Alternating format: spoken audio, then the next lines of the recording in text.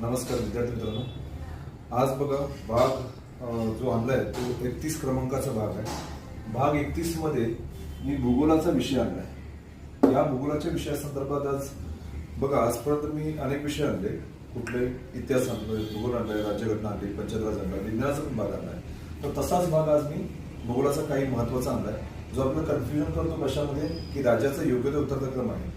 मग तो राज्याचा योग्य ते उत्तरक्रम पण बघायचा आणि ते कोणत्या देशाच्या क्षेत्रफळ इतकं आहे ते सुद्धा आपल्याला आज बघायचं आहे। तर तो भाग बघूया आपण, कोणत्या देशाचं क्षेत्रफळ इतकं आहे। राजस्थान, त्यासाठी लक्षात ठेवा कोरा। राजस्थान म्हणजेच काय तर रा फॉर राजस्थान आणि कांगो या देशाच्या क्षेत्रफळ इतकं त्याचं क्षेत्रफळ आहे। मध्य प्रदेश हा म शी संबंधित आहे, ओमान।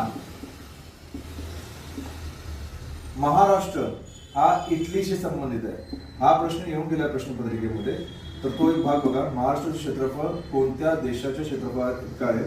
उत्तर प्रदेश UK म्हणजे युनायटेड किंगडमशी संबंधित आहे। गुजरात सेलेगन म्हणजे सेहेगन किंवा सेलेगन असं पण म्हणतो, तर ते से लक्षात ठेवा, तुम्हाला लक्षात राहते। आणि कर्नाटक हा याचा शब्द जरा किर्गिझिस्तान या देशाचे क्षेत्रफळ इतकं आहे। मग बघा तुम्हाला अंदाज सापडेल की प्रामुख्याने कोणकोणते राज्य कोणत्या क्षेत्रफळ इतके आहेत।